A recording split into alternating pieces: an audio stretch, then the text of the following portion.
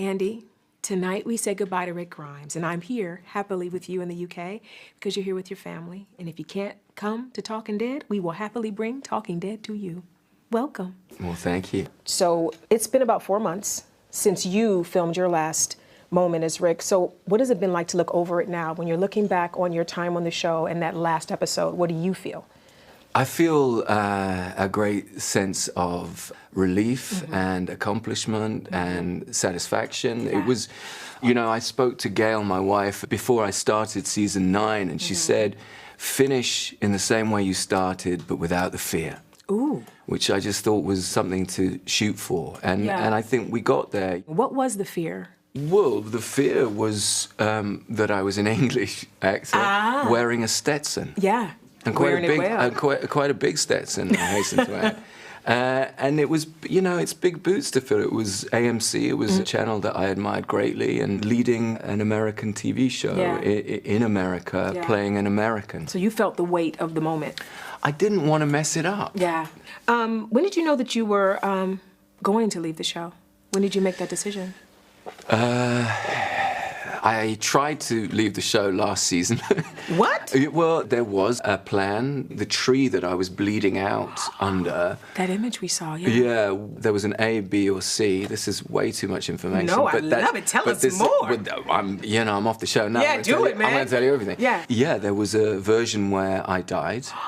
There was a version, presumably, where a helicopter may have arrived and whisked me away. Yeah. Then.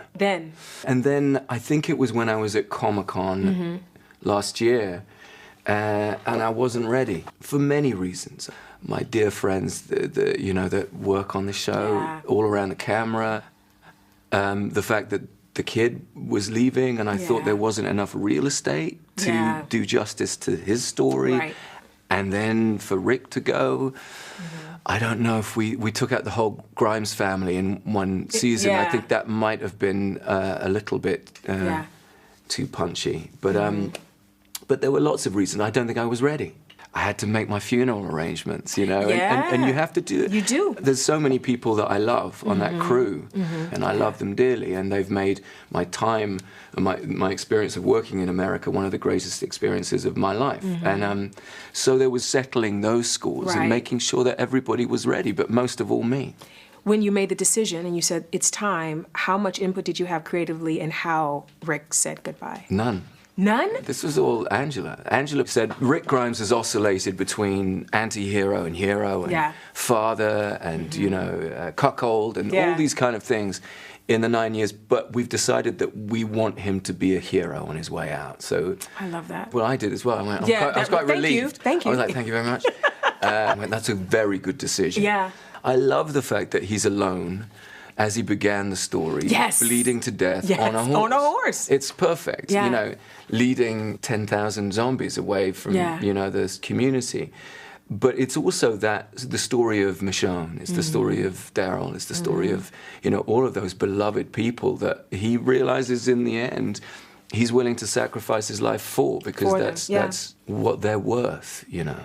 That's what I want to celebrate and move forward, is that by taking Rick out of the narrative, you do free it up. You free up this show in a way that we've never done before. Yeah. And I think to be able to have these extraordinary actors leading the show in their own way, spinning off stories with Andrew at the helm, I do feel that I've left this show in a better place than I found it. How did the cast say goodbye to you?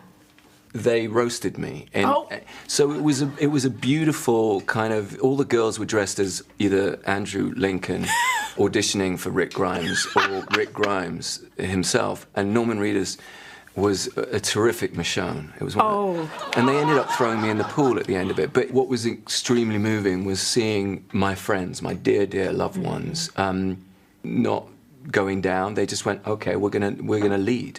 And to see all of those guys leading this show in such a beautiful way made me enormously proud. I love those guys, man. They, you know, but all around that camera. I mean, I was emailing them. I was talking to them yesterday. It's just, it's not finished, you know. And but of course, my tenure on here is.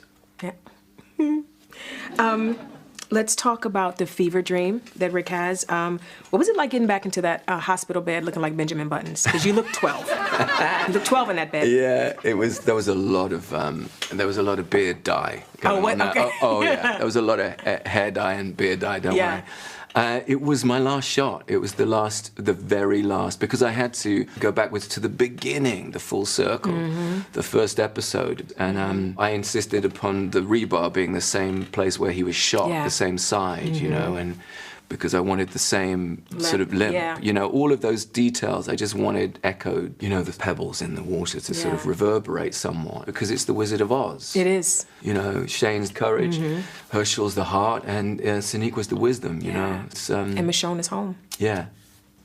What was it like shooting that last scene with Denai, that last Rashon scene? I love them. So what was that like for you? Usually in a season, I drive home listening to Johnny Cash on the I-85 as the sun sets. Yes. And I have a moment of absolute bliss that I think I've got my job. I did my job. Did my job for the day. Yeah, but during those 2 weeks, there were maybe 3 or 4 times in episodes 4 and 5 where I had that feeling. And that scene with Denai was one of them, is that we captured something real. Yeah. You know, when you kind of get lucky. And also just, there were a couple of lines in there that I loved, that it is a fever dream, it is unreal, but then it's not, it's absolutely true. Yeah. I say the line, "This isn't real," and she kisses me and says, "Yes, it is. Yes, it is. Now wake up." Now wake up. You see, so, you know, and that's the beautiful thing.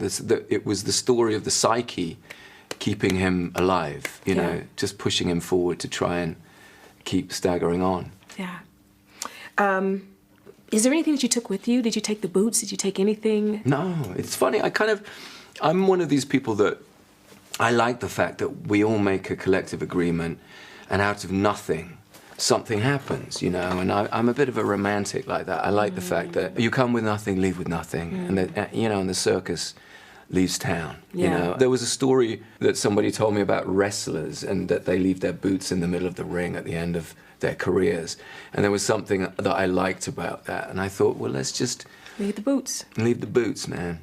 And I'm not like Norman Reedus. Every season I see him steal a motorcycle. Yeah, I'm like 12 Norman jackets. Reedus. I'm Norman Reedus. I take something from every set I've ever been on. I'm taking something from here today. Maybe a light, maybe you. Yeah. I might take you. Yeah, I'll come I don't with know. you.